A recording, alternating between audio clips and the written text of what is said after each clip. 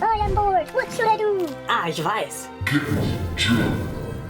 So one of my biggest regrets from the time that my grandfather still lived is that I didn't record him telling these stories. And I remember only a few of them now because I never wrote them down. I never recorded him telling these stories. And from this regret sprung the idea for a new video series where I read out German letters from World War II, from that era, from soldiers, but also from other people.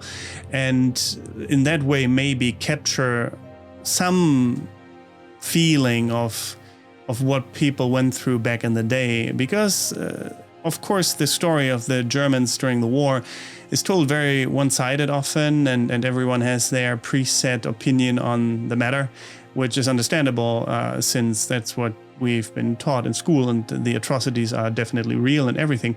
But there's also just been normal people living through these times, and I think these letters are a good way to look into the actual daily life of the soldiers, the nurses, the everyday people, and that's what I'm going to try to, well, show in this kind of video. Like I said, unfortunately, unless, I remember at some point, but I don't remember most of the stories my grandfather actually told me when I was a kid. I made a video before where I, well, told you some of his stories, but that's about it. And that's why we're going to read out stories. So how did a German soldier actually live during the Second World War? What did he see? What did he think? And for now, for today's video, the letters of Felix Elger provide an insight to this. A lawyer from Reichenberg in the Sudetenland, now the Czech city of Liberec. Elger had just married when he was drafted in February 1940, and he was 20 years old. He came from a strongly Catholic background and was not a member of the NSDAP, according to his daughter Dorothea Schmolze, who recently self-published a large part of the letter Soldat wider Willen, Briefe meines unbekannten Vaters, in 2015. And we're going to read some of these letters today. From 1940 until his death on the battlefield in the Soviet Union in 1942, Elger wrote letters to his wife at home almost daily, first about his life as a radio operator in France, which often seemed more like a vacation with shopping, language study, and trips to the beach. Later about the incredible hardships of being a soldier on the Eastern Front, about dirt, lice infestations, and burning towns.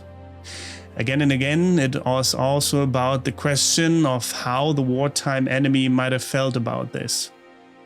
And it is about the longing for a normal life at home.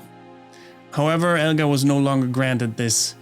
He also never got to know his daughter, who was born at the end of 1941. So here are some excerpts from his letters.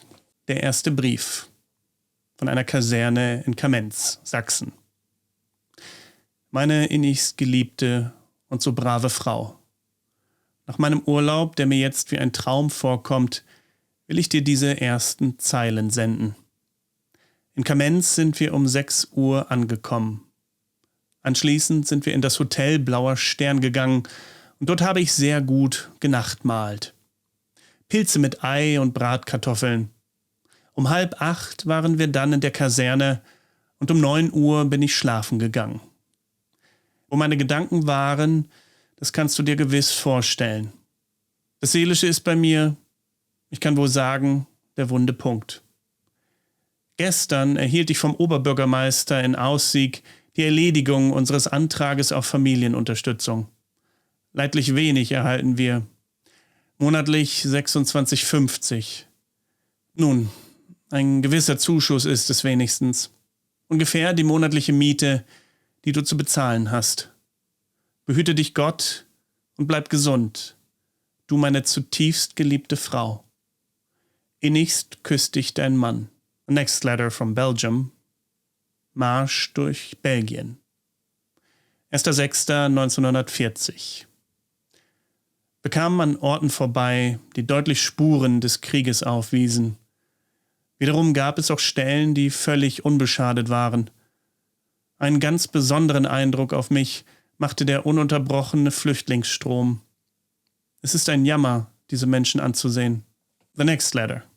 Wo bleibt der Nationalsozialismus? 2.6.1940 in Belgien. Übrigens, da ich das Wort Offizier niederschrieb, kann ich nicht umhin, dir eine Episode wiederzugeben, die heute mir und noch 2 Kameraden passiert ist. Wir 3 Soldaten hatten heute die Absicht gehegt, einmal in ein Restaurant speisen zu gehen.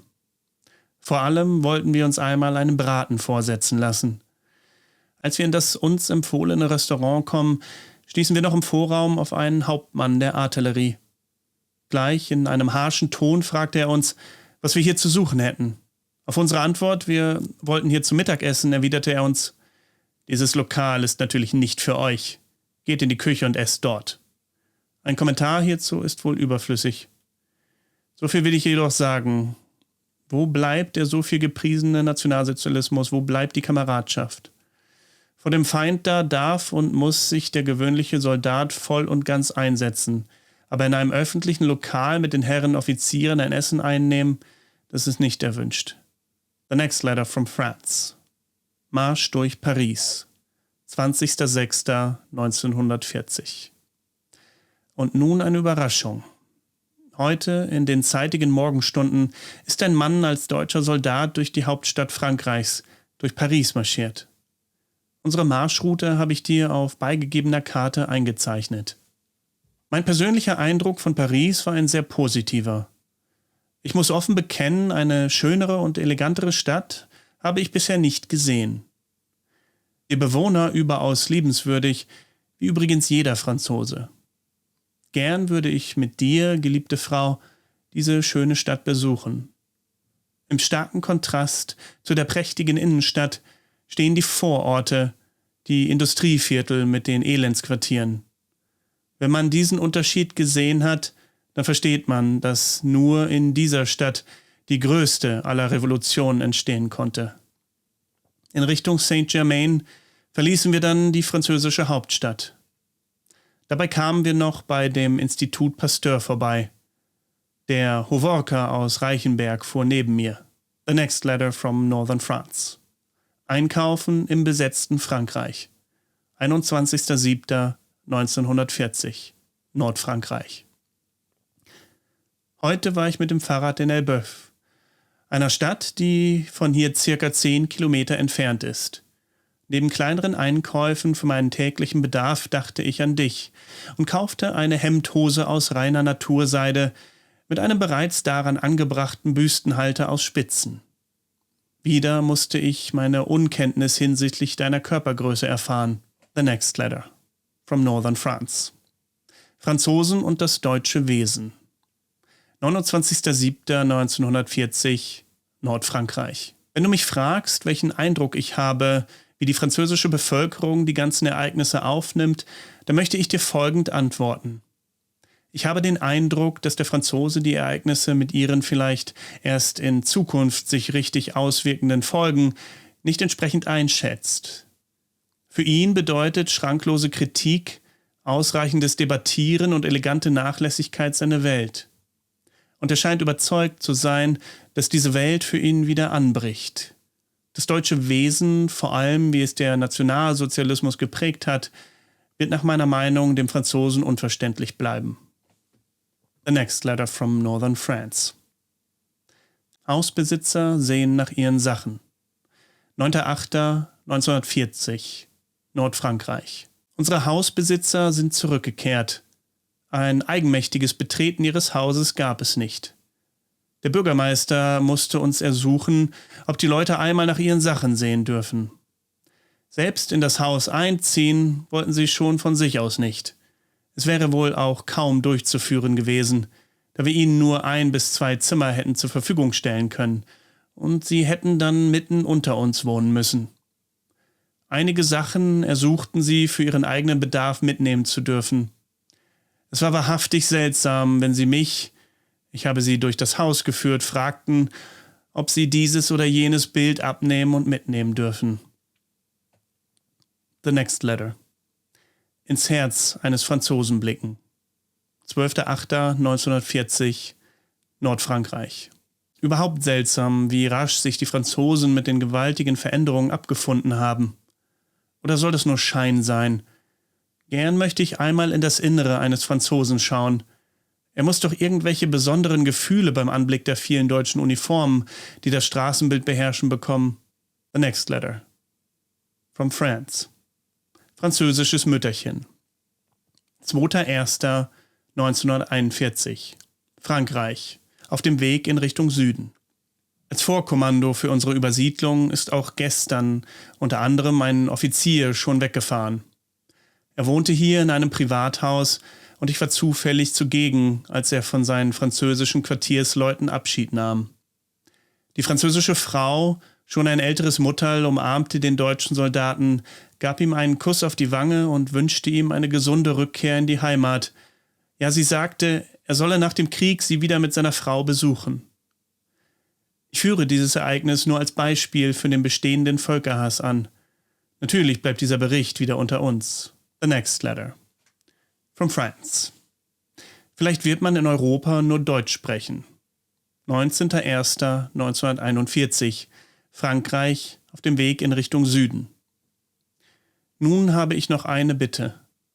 Vielleicht kannst du dich gelegentlich einmal nach einem kleinen Buch zum Selbstunterricht in der französischen Sprache erkundigen. Es dürfte aber nur 1 bis 2 Reichsmark kosten. In Europa vielleicht wird man nach dem Kriege nur Deutsch sprechen brauchen. Nichts aber ist schöner, wenn man in ein anderes Land kommt und seine Sprache kann. Auch vermag man ein anderes Volk nur dann richtig zu verstehen, wenn man sich mit ihm in seiner Sprache unterhalten kann. The next letter. From France. Französische Mumien.